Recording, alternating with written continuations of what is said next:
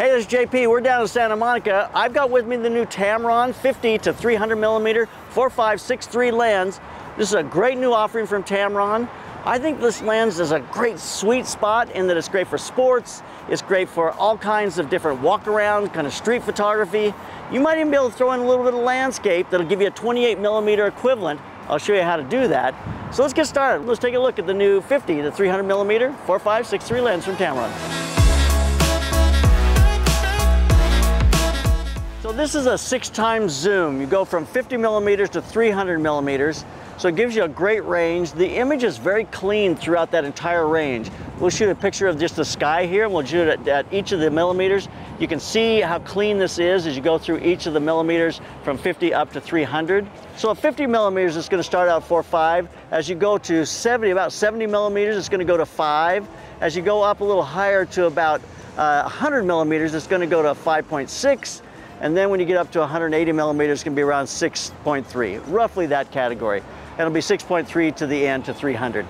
So it does, the variation there changes as it goes up the scale. Even though you start out at 4.5 and get to 6.3, I mean, it's not super fast, but for a lens in this category, it's very typical. It's what you would expect, that kind of range. Unless you're going to spend for a 2.8, 300mm 2.8, it's going to be $6,000.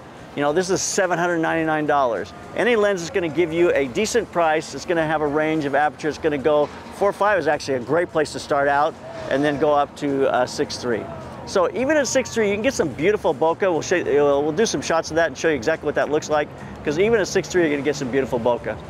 So great range, great image quality all the way through. When I talked about showing the image quality, I said I shoot a blue sky, so I'm going to shoot this blue sky here, and as I show, you'll be able to see in the corners whether it's vignetting. So I'll start out at 50mm and I'll slowly go into 300, and you just look at the corners and you can see how clean it is, whether it's vignetting. You can see if it's really holding the detail on the down on the pier below. I'm doing this at wide open, so it's just giving us clean images to look at and just see what the image quality is like on this lens from the 50mm all the way to 300. Here's those images.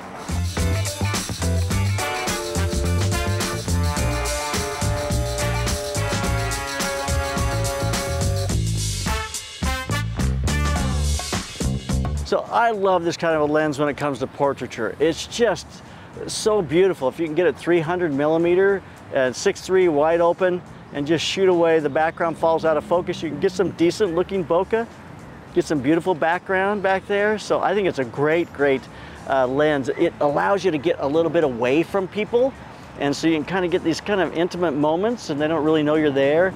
I love that about this lens. Here's a gentleman who's just kind of looking out at the ocean. You see his tattoos, very cool. Girls from Ukraine smoking. You know, it's just a great lens to be able to get away and shoot. I think it's an incredible walk-around lens because of that. Because of its lightweight and the ability, and its small, compact 67mm, it just becomes a small, compact lens that's easy to carry with you. It's got a lock on the side, so you can lock it so it doesn't, the telephoto doesn't creep on you as far as leaving it in your bag or something. So I think it becomes an excellent walk-around lens because of weight, because of size. It's slightly bigger than the 70-300, but not very much, and slightly heavier. When I say slightly, very slight. But it really is, because of its compact weight and its range, that 6x zoom, it's just an incredible portrait lens. It gives you so many options when you're walking around. So it's 23.5 ounces and 5.9 inches. So it's a very compact form factor. It stays with that 67mm, which is really nice. It makes it so you can use your other filters across all of your lenses in that Sony E-mount from Tamron. It's made to be compact and lightweight, so it's a beautiful lens in that way. One thing about getting nice background falling out of focus with a lens like this, because it does do 6.3 at 300mm, is you've got to choose the right place to shoot it in. Don't get people close to backgrounds. It's not going to work. You're not going to get that fall off that you are going to get if you get the background back there a ways. So I'm shooting in the park, the boulevard here. I'm trying to find places where the background is way away from the person, and then get on 300mm and get as far away from them as possible. You get that beautiful out of focus background. So if I do 50mm, I get in at 4.5, I'm not going to get the background to fall out of focus very nicely. Got to be on that longer lens, long end of the lens, and you got to have things far away from you. You can't have them too close to your subject matter. So that is the formula. 300 millimeters, get back away from your person, and then make sure that the background behind your person is back there a ways. Don't put them up against a tree or some kind of a bush. You're just never going to get a very nice, pleasing background. So if you want that beautiful background, you got to get the background's got to be in there, deeper, further behind them. So this is a beautiful building, the Georgian Hotel. I don't have, at 50 millimeters, the ability to shoot this whole thing. So I'm going to shoot 4 frames. I'm going to go 1, 2, 3, 4. They stitch together so fast in Camera Raw or in Lightroom, it's just so easy to do. So it's going to give me the equivalent of a 28 millimeter. It's going to give me a nice full view up to down. It's going to really give me a 28 millimeter view. Probably not quite a 28 millimeter, but very close. If I go up and down, major up and down, I can get 28 out of it. But for this, it's probably going to be more like a 35. So I'll shoot it in 4 pieces, we'll stitch together, and here it is.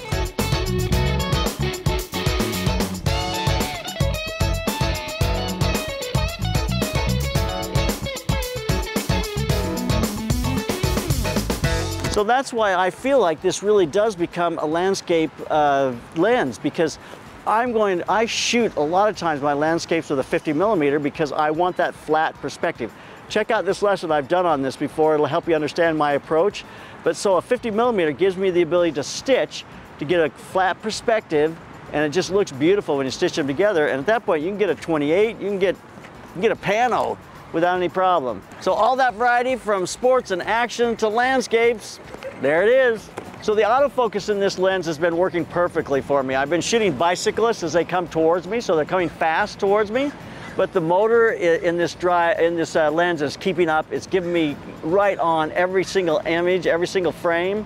It's a VXD, which is Voice-coil Extreme Torque Drive. All that's just a name for it's a very fast drive that keeps the autofocus coming as the person drives towards me, so it works really well.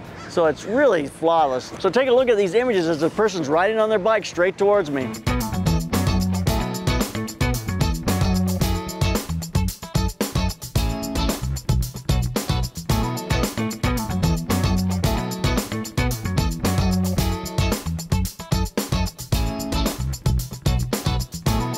This lens really lends itself to a person who wants a great telephoto with a great range.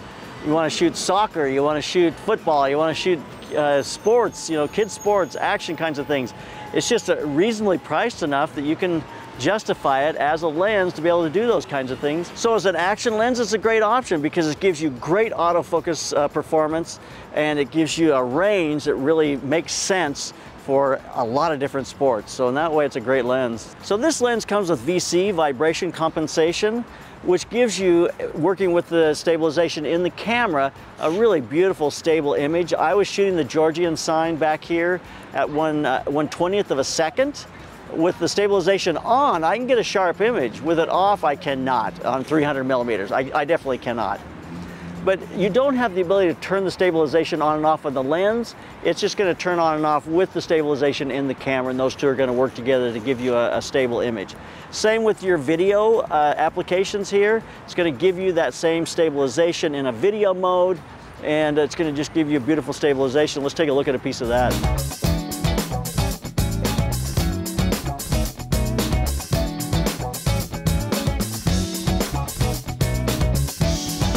Because that VC is working so well, as you saw in that piece of video, it just makes it so this does have video applications. This lens is good for doing video type work. It just gives you great stabilization as you're using it to walk and to be able to hand hold it. It gives you beautiful, beautiful stabilization, so it opens up that door. So this lens has a very close focusing distance. At 50 millimeters, you can get about 8.7 inches from your subject matter. So that's from your sensor to the subject, which gets that subject very close to you.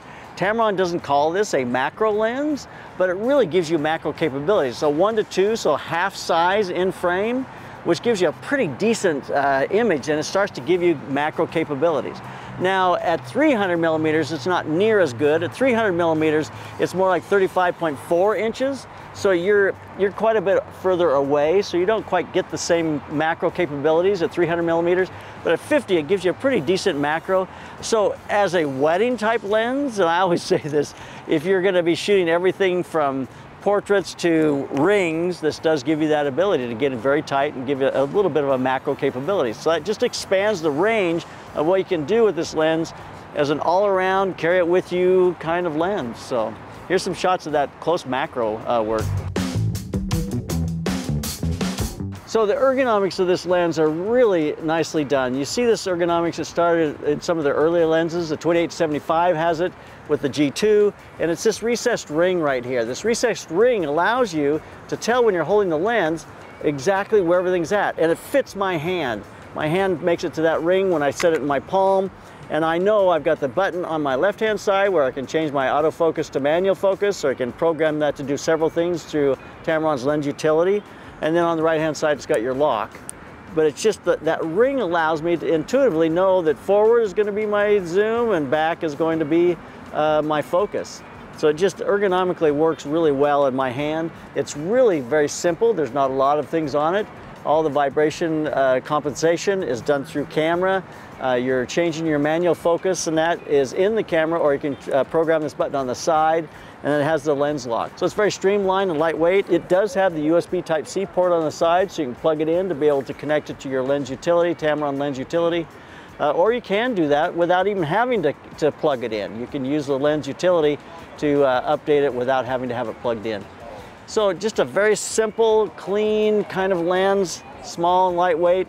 I think it's very ergonomically easy to use and effective. So let's wrap this up. This really is a great all-around lens. Sports, action, portraits. You get fairly close, so you can do some macro type work with it. It just gives you the ability to shoot so many different things. It's lightweight, it's got that new ergonomic kind of feel to it, so it's really intuitive to use it. It really becomes a lens that I think falls in the same category. We love the 28-200, use that all the time. This falls in that same category as that 50-300. It just gives you such a great range that it opens up a lot of possibilities for you. It's got the new, faster autofocus, so it gives you that VXD, which gives you really great autofocus response time, gives you great stabilization in the lens and in the camera, which is something that was really needed that you didn't get in the last version of this, the 70-300. So this really gives you a lot of the features that moves it forward at a price of $799. I feel like this becomes in reach for your average person who wants to use it for taking pictures of their children doing sports. It's in reach and in the category that is great to pick up as a secondary lens for a secondary camera if you're doing multiple camera setups. It really becomes a lens that gives you a lot of range. So I hope you enjoyed this. Here's some more images. You keep those cameras rolling and keep on clicking.